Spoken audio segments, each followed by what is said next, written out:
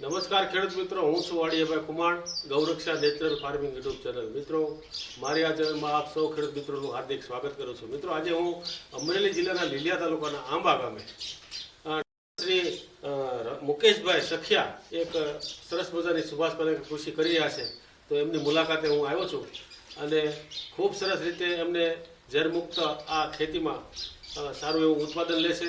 એની અંદર વૃક્ષો છે અને પંચતરી મોડલ એક નાનું એવું છે સાઈડમાં, અને એમાં હરગવા છે, આંબા છે, પપૈયા છે, કેળ છે અને જુદા જુદા પ્રકારના શાકભાજી અને કઠોળ પણ એને વાવેલા છે.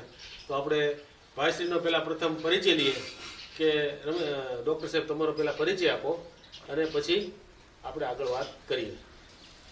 મારું નામ છે ડૉક્ટર મુકેશ કેલાભાઈ ખસિયા અને હું આયુર્વેદ પ્રેક્ટિસ કરું છું. તેમજ આ 5.5-6 વીઘા જે અમારી જમીન છે એકદમ નેચરલી એસપીકે આધારિત ખેતી કરીએ છીએ. અને તો ડૉક્ટર સાહેબ, અમારા ખેડૂત મિત્રોને એ માહિતી આપો કે આપ સુભાષ પાલેકર કૃષિ કરો છો, તો સુભાષ પાલેકર કૃષિ કરવા માટે આપે કોઈ સુભાષ પાલેકરજીની કોઈ તાલીમ લીધી હોય અથવા તો એના યુટ્યુબમાં વિડીયો જોયા હોય, તો એના વિશે તમે થોડી માહિતી અમારા ખેડૂત મિત્રોને આપો. મેં પાલેકરજીની તાલીમ રાજકોટ લીધેલી છે અને એક જ વાર લીધેલી છે. બરાબર. ત્યારથી હું એસપીકે આધારિત ખેતી મેં ચાલુ કરી છે. એ પહેલા ખેતી કરતા હતા, પણ ત્યારે પ્રાકૃતિક અને નેચરલી જ હતું. પણ પ્યોર એસપીકે આધારિત ખેતી મેં એક તાલીમ લીધા પછી ચાલુ કરી છે. એ સિવાયના યુટ્યુબમાં ઘણા બધા વિડીયો આવતા હોય અને બીજા ખેડૂતો એમનો રિવ્યુ આપતા હોય, એના તરફથી આકર્ષણ થઈને એસપીકે આધારિત ખેતી ચાલુ કરી છે. તો ડૉક્ટર સાહેબ, અમારા ખેડૂત મિત્રોને એ માહિતી આપો કે આપ આવી ડૉક્ટરની લાઈનમાં હોય અને પ્રેક્ટિસ કરતા હોય બધી, અને એની સાથે સાથે આ તમે ખેતી કરો છો સુભાષ પાલેકર કૃષિ, સરસ મજાની ઝેરમુક્ત ખેતી જે ગુરુજીએ આપણને આપેલી છે. અને આ ગુરુજીએ જે આ સુભાષ પાલેકર કૃષિ આપી છે એમાં મુખ્ય એના જે સિદ્ધાંતો છે, બીજામૃત છે, જીવામૃત છે, ઘનજીવામૃત છે, આચ્છાદન છે અને વાપસા, આ બધું લેવા માટે, આ મેળવવા માટે આપણે પ્રથમ ગૌમૂત્ર અને ગૌછાણની જરૂર પડે છે. તો તમારા ડૉક્ટરના વ્યવસાય સાથે તમે પશુપાલન નહીં કરી શકતા હોય, હું સમજુ છું, તો ગૌમૂત્ર અને ગૌછાણ એના માટેની વૈકલ્પિક વ્યવસ્થા તમે શું કરી છે એ અમને અમારા ખેડૂત મિત્રોને માહિતી આપો. સૌ પ્રથમ તો આજે મારો વિષય છે આયુર્વેદનો, અને જે આધારિત ખેતી, એ બંનેના સિદ્ધાંતો એક જ છે. કારણ કે બંને પ્રકૃતિને લક્ષીને આગળ વધવાનું છે. બંનેમાં પ્રકૃતિને અને જે પંચમહાભૂત જે આબોહવા છે એમને લક્ષમાં રાખવાની હોય છે. બરાબર. એટલે કુદરતી ટૂંકમાં. તો એના જે આ ગાયનું ગૌમૂત્ર ને ગોબર ને છે, તે અમારે આંબામાં ગૌશાળા છે અને ત્યાંથી બધી વસ્તુ રોજે રોજ ડેઈલી મારે લેવા જવાની હોય છે. એટલે બધું અહીંયા જ બનાવીએ છીએ, જાતે જ બનાવીએ છીએ. બપોરના ફ્રી ટાઈમમાં જીવામૃત છે, પછી ઘન જીવામૃતમાં બધું એડ કરવાનું હોય, તો એ બધું બપોરના ટાઈમમાં ફ્રી હોય થોડો સમય, ત્યારે બધું એડજસ્ટ થઈ જતું હોય. એટલે ગૌશાળાથી તમે છાણ અને ગૌમૂત્ર મેળવી. હા. તો ડૉક્ટર સાહેબ, અમારા ખેડૂત મિત્રોને એ માહિતી આપો કે સુભાષ પાલેકરજી જે પદ્ધતિ આપી છે, સુભાષ પાલેકર કૃષિની ઝેરમુક્ત કૃષિ છે, એમાં એમનો પ્રથમ જે આયામ છે એ બીજામૃત છે. તો આપણે જ્યારે ખેતરની અંદર બીજનું રોપણ કરીએ, કોઈ ઝાડ કે ફળાદીનું ઝાડ છે એનું રોપણ કરીએ, તો તમે આ બીજામૃતથી તમને આમાં ફાયદો શું દેખાય છે એ અમારા ખેડૂત મિત્રોને માહિતી આપો, અને કઈ રીતે વાપરો છો એની માહિતી આપો. આમાં પ્રથમ સોપાન છે એ જ બીજામૃતનું છે. તમે આ પ્રશ્ન ખૂબ સરસ કર્યો કે મેઇન વસ્તુ છે એ બીજામૃત છે. જે બીજ હોય એ પહેલેથી જ તે આરક્ષિત બને. Very good. અને પહેલેથી જ એમાં જે ન્યુટ્રિશન ને પોષણ વેલ્યુ છે એ જળવાઈ રહે અને એકદમ તાકાતથી ડેવલપ થાય, એના માટે બીજામૃત બહુ જરૂરી છે. બરાબર. જે આપણે એસપીકે આધારિત જે બીજામૃત બનાવવાનું જે દ્રાવણ છે, એમાં દરેક બીજ, ફળ પાક હોય કે પછી ખેતીનો કોઈ પણ અનાજ કે ધાન્ય કોઈ પણ વસ્તુ હોય, તો એમને બીજ સંસ્કારિત કર્યા પછી જમીનમાં વાવવામાં આવતું હોય છે. તો ડૉક્ટર સાહેબ, તમે ખૂબ સરસ બીજામૃત વિશે માહિતી આપી. હવે બીજો જે આયામ છે ગુરુજીએ જે એને સંશોધિત કરીને આપ્યો છે એ છે જીવામૃત. તો જીવામૃતમાં આપણે છાણ, ગૌમૂત્ર, ગોળ, ચણાનો લોટ અથવા તો કઠોળનો કોઈ પણ લોટ નાખીએ છીએ અને શેઢા પાણીની માટી નાખીએ છીએ અને 180 લીટર પાણીમાં ભરી અને આપણે સામાન્ય રીતે બનાવીએ છીએ. અને આ જીવામૃત જે છે એ તમારા ખેતરમાં તમે એપ્લાય કરતા હશો આ સુભાષ પટેલ કૃષિમાં, તો તમને આ જીવામૃતના શું શું ફાયદા દેખાય છે તમારી ભૂમિની અંદર એ અમારા ખેડૂત મિત્રોને માહિતી આપો. જીવામૃતના તો જોઈએ તો આપણે કૃષિ પાકો અને જમીન બંનેને અઢળક ફાયદાઓ હોય છે.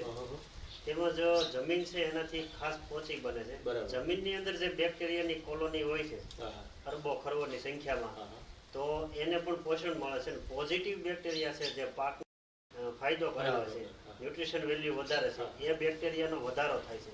તેમજ આપણને આંખથી દેખાતા એવા અળસિયા છે, બીજા એવા જીવજંતુઓ જે જમીન પોચી કરીને 14-15 ફૂટ સુધી ઊંડે જઈને પાછું બીજા વર્ષથી બહાર આવે, બરાબર, તો જમીનને છિદ્રોવાળી કરે છે. એમાં હવાનું અને ભેજનું પ્રમાણ જળવાય રહે છે. એના કારણે જો વરસાદ અમારે એટલા બધા વરસાદથી અમારે ક્યારેય ખેતરની બહાર પાણી નથી નીકળતું. ગમે એટલા વરસાદ આવે તો પાણી બધું જમીનમાં જતું રહે છે, કારણ કે જમીન જ એવી પોચી થઈ ગઈ છે. જીવામૃતને એ બધું દર 15 દિવસના ડોઝ પ્રમાણે અમે છંટકાવ પણ કરીએ છીએ અને પિયત દ્વારા પણ જરૂર હોય ત્યાં આપીએ છીએ. તો એનાથી જમીનને ફાયદો થયો. તેમજ બીજા જે કોઈ પણ રોગ આવવાના હોય અથવા જે ઋતુ અનુસાર જે રોગ આવતા હતા એ રોગમાં લગભગ 80-90% સુધી આપણને બચત થઈ છે. એ કોઈ રોગ આમાં લાગ્યા નથી.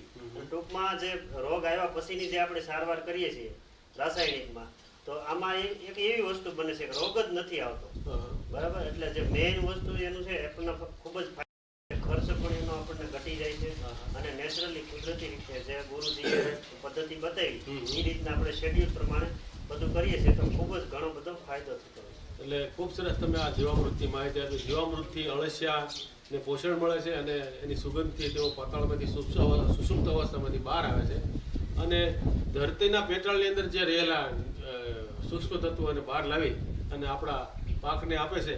આવી સરસ કામગીરી આ અળસિયાઓ કરે છે અને એને જીવંત રાખવા માટે આપણે યુરિયા અને ડીએપીથી દૂર રહીએ અને આ જીવામૃતને આપણા ખેતરમાં એપ્લાય કરીએ તો ખૂબ સરસ ફાયદો થાય છે. આપનો ખૂબ ખૂબ આભાર, સરસ માહિતી આપી. તો ડૉક્ટર સાહેબ, એક સરસ મજાની જે પદ્ધતિ છે એ બાયોડાયવર્સિટી છે, એટલે કે એક પાક સાથે બીજો પાક મિશ્ર કરવાનો આપણે સમજાયું છે. તો તમારી દ્રષ્ટિએ તમે શું એમાં લાભ જોવો છો અને પહેલાંના ગઢિયાની આ પદ્ધતિ હતી એના વિશે થોડીક અમારા ખેડૂત મિત્રોને માહિતી આપો. દરેક પાકમાં એકદળી અને દ્વિદળી હોય છે. આપણા જે પૂર્વજો પહેલેથી ખેતી કરતા આવ્યા હતા કે બાજરો હોય કે પણ મકાઈ હોય તો એની વચ્ચે મગ અથવા બીજી કોઈ વસ્તુ, માની લો કે માંડવી હોય દ્વિદળી છે તો એમાં મકાઈ વચ્ચે તો દ્વિદળી વસ્તુ છે એ નાઇટ્રોજનને એક્સેપ્ટ કરીને જમીનમાં પૂરું પોષણ આપે છે, નાઇટ્રોજન આપે છે. અને એક દળી છે એ ફોસ્ફરસ આપે છે. તો આ બંને યુરિયા અને ડીએપી ના ઓપ્શનમાં પહેલા યુરિયા ડીએપી કઈ હતું નહીં, ત્યારે આ જે પદ્ધતિ હતી આપણી જે સંસ્કૃતિના આધારે જે ખેતી થતી હતી, વડવા જે પૂર્વજો કરતા હતા, એનાથી ઓટોમેટિકલી રીતે જમીનમાં નાઇટ્રોજન ને ફોસ્ફરસ મળી જતું. એટલે બહારથી કોઈ દવાની જરૂર પડતી નહોતી અને એ પોતાનું ઉત્પાદન પણ સારું મેળવી શકતા હતા. તો આનો એવો ફાયદો છે કે તમે ખાતરથી બચી શકો, કોઈ પણ કેમિકલ વાળી વસ્તુ નથી નાખવી પડતી અને તમારો ખર્ચો ઓછો થાય અને ઉત્પાદનમાં સારું રહે. એટલે એકદળી અને દ્વિદળી છે બંનેનું મિશ્ર પાક તરીકે જ વાવેતર કરવું જોઈએ. તો ડૉક્ટર સાહેબ, અમારા ખેડૂત મિત્રોને એ માહિતી આપો કે ગુરુજીના જે 5 સિદ્ધાંતો છે, આયામો છે, તે પૈકીનો એક આચ્છાદન છે. આચ્છાદનથી આપણને કાર્બન ઉત્પન્ન થાય છે. તો આમાં તમારું શું કહેવાનું થાય છે? આચ્છાદન વિશે થોડી માહિતી અમારા ખેડૂત મિત્રોને આપો.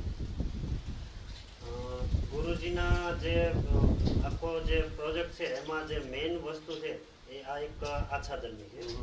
એ 5 આયામોનો એક આયામ છે. તો આચ્છાદન છે એ દરેક પાકના ગ્રોથ માટે અને પોષણ માટે ખૂબ જ મહત્વનો ભાગ ભજવે છે. તો આચ્છાદન કોઈ પણ સૂકું હોય અથવા લીલું આચ્છાદન હોય તો એ દરેક ઋતુનું બેલેન્સ કરે છે. પહેલાં તો માની લો કે ચોમાસામાં હોય તો ચોમાસામાં એને અમુક જીવજંતુઓ બીજા બહારના લાગતા હોય તો એના સામે રક્ષણ કરે છે કે એમાં જે પોઝિટિવ બેક્ટેરિયા છે એ આચ્છાદનમાં અંદર સચવાઈને રહેલા હોય છે. એટલે બીજા બેક્ટેરિયાને થડ પાસે, મૂળ પાસે આવવા દેતા નથી. તેમજ શિયાળામાં સખત ઠંડી પડતી હોય તો એમાં ગરમાવો જાળવી રાખે છે અને ઉનાળામાં સખત ગરમી હોય ત્યારે ભેજનું પ્રમાણ, અળસિયા અને જીવજંતુઓને દરેકને ભેજ જાળવી રાખે એટલે છોડને સારું રહે. અને ખાસ કરીને આચ્છાદન છે એના ઉપર આપણે દર 15 દિવસે જીવામૃતનો છંટકાવ ને એવું કરતા હોય તો એમાં જે બેક્ટેરિયા હોય એ ધીમે ધીમે એની પ્રોસેસ ચાલુ હોય અને એમાં જે આચ્છાદન કરેલું હોય એનું પોતાનું કાર્બનમાં રૂપાંતરણ થાય છે. આપણે કાર્બન બહારથી લાવીને નાખીએ બરાબર, પણ જે એમનું મૂળ છે કોઈ પણ જળ છે, થડ છે અથવા મૂળ, એમની પાસે જે કાર્બન બને અને એની પાસે ફોસ્ફરસ ને નાઇટ્રોજન જે બને અને એમાંથી એની આબોહવા અને એની ઋતુ પ્રમાણે જે ઝાડ અથવા કોઈ પણ છોડ છે એ પોતે પોષણ, એ જ મેઇન વસ્તુ અને એ જ મહત્વની વસ્તુ છે. એટલે ટૂંકમાં જે કાર્બનની ફેક્ટરી મૂળની પાસે છે. હા, આપણા કોઈ અહીંથી દૂર કે ફેક્ટરીમાં કે પેકિંગ બેક્ટેરિયામાં કે છે કોઈ નહીં, એવું ગુરુજીનું કહેવાનું. હા, પેકિંગની કોઈ પણ વસ્તુ અથવા કોઈ પણ બેક્ટેરિયા, કોઈ પણ ખાતર, ઈ દરેક વસ્તુ આપણે જાતે જ છે, ગુરુજીની જે પદ્ધતિ છે એના આધારે જ બનાવવાની છે. એટલે તમારે કોઈ વસ્તુની જરૂર જ નહીં પડે, ઓટોમેટિકલી બધું બેલેન્સ થઈ જશે. તો ડૉક્ટર સાહેબ, અમારા ખેડૂત મિત્રોને એ માહિતી આપણો, આપ તો વ્યવસાય ડૉક્ટર છો અને આ ડૉક્ટરી લાઈનમાં તમારે જુદા જુદા રોગનું પરીક્ષણ અને જોવામાં દર્દીઓ આવતા હોય છે. તો સુભાષ પાલેકર પદ્ધતિમાં જે કાંઈ ઉત્પાદિત અનાજ છે, કઠોળ છે, શાકભાજી છે, એના ગ્રહણથી એટલે આરોગવાથી લોકોને શું સાહેબમાં ફાયદો થાય અને સુભાષ પાલેકર કૃષિ કરવા અંગે અમારા ખેડૂત મિત્રોને સંદેશો આપો. હવે વર્તમાન સમયમાં આપણે ઘણા બધા પેશન્ટોને એવું મારે જોવામાં આવતા હોય અને જે પહેલાની સંસ્કૃતિ મુજબ જે જીવન ધોરણ હતું એનું જે જીવન ધોરણ બદલાનું છે, તો એના આધારે આપણે જોઈએ તો હવે એનો જે માનવ સમાજ છે ને એ નર્ક તરફ આગળ છે. બરાબર. કારણ કે જન્મથી માંડીને માણસ જીવે ત્યાં સુધી દરેક વસ્તુમાં કેમિકલ જ ખાવામાં આવે છે. બરાબર, તો એટલે અત્યારે જે આપણું ગુજરાત 3જા 4થા નંબરે કેન્સરમાં હતું, પણ ઘણા છેલ્લા 1-2 વર્ષથી આપણું ગુજરાત છે એ 1 નંબર આવી ગયું કેન્સરમાં. હા, ખાસ કરીને મોઢાના, ઓજરીના, આંતરડાના કેસો છે એ કેન્સરના ખૂબ જ વધતા જાય છે. તેમાં હમણાં 2 દિવસ પહેલા જ જોયું, એક નાનું બાળક 13 વર્ષનું હતું, એમને હાર્ટ એટેક આવ્યો. 13 વર્ષનું? હા, તો આ બધી વસ્તુ એવી છે જે તમે ખેતરમાં કેમિકલ નાખ્યું છે એ જ કેમિકલ તમારા માલઢોરે ખાધું છે, એ જ કેમિકલ તમારા પેટમાં આવ્યું, તો એ એકાંતરે જે શરીરની એનર્જી હોય એ લોસ કરવાનું છે. અને શરીરમાં જે છે એમને આપણે આવકાર આપીએ છીએ, આમંત્રણ આપીએ છીએ. આ બધી વસ્તુ ખાઈએ છીએ કેમિકલ વાળી, તો આપણે કોઈ રોગને આમંત્રણ આપીએ છીએ ત્યારે એ રોગ થાય છે. જો સુભાષ પાલેકરજીની જે ખેતી કૃષિ છે એના આધારે આપણે ચાલશું બરાબર, તો જ આ વસ્તુમાંથી આપણે બચી શકશું. અને નકર એવો સમય આવશે થોડા સમયમાં કે દરેક ઘેરે એક બે કેન્સરના કેસ જોવા મળશે અને ત્યારે માણસને એવી વસ્તુ સમજાશે કે ત્યારે સમય જતો રહ્યો હશે. તો મતલબ કે આ સુભાષ પાલેકર કૃષિનું ભવિષ્ય ઉજળું છે, એનો અર્થ એવો થાય લોકો ગોતતા હશે. હા, અને એ તમને પૂછશે, તમે સુભાષ પાલેકરજીની કોઈ પણ પ્રોડક્ટ ખેતી બનાવતા હશો અથવા એની પ્રોડક્ટ તમે આપતા હશો અથવા તમે કૃષિ કરતા હશો, તમારી પાસે જાણવા આવશે માણસો, એ સમય ખૂબ નજીક છે. પગે પડીને ટૂંકમાં એમ કહે કે મને આ વસ્તુ તમે આપો, આ જે પદ્ધતિ છે એ શીખવાડો. એવો હવેનો સમાજ છે, એક પેઢી પછીનો જે સમાજ પગમાં પડીને આ વસ્તુ તરફ પાછો વળશે, પણ ત્યારે આ વસ્તુનું મોડું થઈ ગયું છે. એટલે બંને એટલું અત્યારથી દરેક ખેડૂત મિત્રોને એવો સંદેશ આપીએ છીએ કે અત્યારથી જ ચાલુ કરો. કોઈ પણ કેમિકલની જરૂર જ નથી. આ પદ્ધતિ મુજબ તમે ચાલો એટલે કોઈ રોગ નથી આવવાનો, પોષણ પૂરું મળવાનું છે, ઉત્પાદન સરસ મજાનું થવાનું છે અને તમારું ફેમિલી છે, તમારી જે લાઈફ છે એનું આયુષ્ય સરસ મજાનું થઈ જાય. તો જે ભગવાને આપણને માનવ શરીર આપ્યું છે તો એમાં કચરો અને કેમિકલ નાખવું એના કરતાં જે નેચરલી જે સુભાષ પાલેકરજીની પદ્ધતિ આધારિત SPK આધારિત જે પ્રોડક્ટ છે અને એના આધારિત પદ્ધતિ છે એની જ ખેતી કરવી જોઈએ કે જેથી આવનારા ભવિષ્યમાં આ બધા રોગ અને જે સંક્રમણ આવનારા છે એની સામે આપણે લડી શકીએ.